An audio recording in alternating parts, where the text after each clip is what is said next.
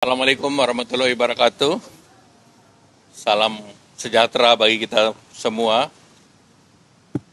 Pertama tentu tadi Bapak Presiden membahas terkait dengan apa yang terjadi di Timur Tengah, terutama yang terkait dengan Iran dan Israel.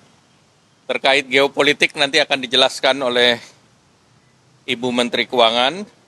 Namun pada prinsipnya adalah deeskalasi ataupun menahan diri adalah satu hal yang sangat penting, terutama terhadap negara-negara yang terlibat di sana.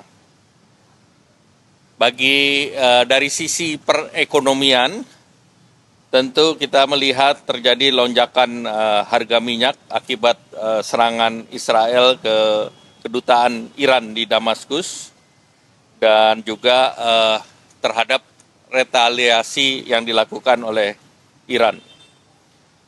Dari segi ekonomi, Laut Merah dan Selat Hormuz itu menjadi penting, terutama karena Selat Hormuz itu 33.000 kapal minyak, dan Laut Merah itu sekitar 27.000, dan peningkatan freight cost itu menjadi salah satu hal yang harus dimitigasi.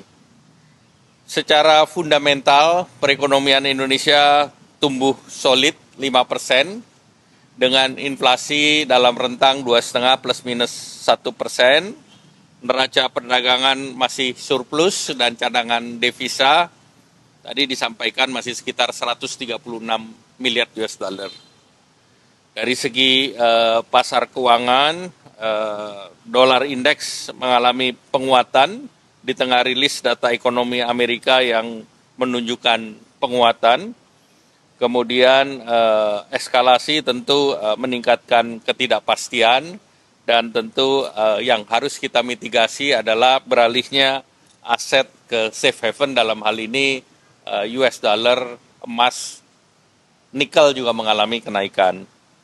Nah, nilai tukar dan indeks harga saham itu juga mengalami pelemahan secara global, namun Indonesia dibandingkan peer countries relatif masih dalam situasi aman, dan tentu kita perlu melakukan beberapa kebijakan, antara lain kebauran fiskal dan moneter, menjaga stabilitas nilai tukar, menjaga APBN, dan memonitor kenaikan logistik dan kenaikan harga minyak.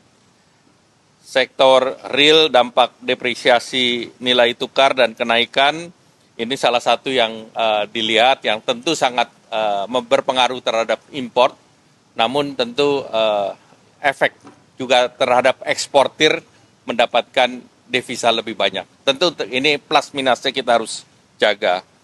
Tentu bagi pemerintah terus melihat reform struktural dan menjaga ekspektasi daripada investor, dan juga memperkuat daya saing, dan juga untuk menarik investasi jangka panjang ke Indonesia.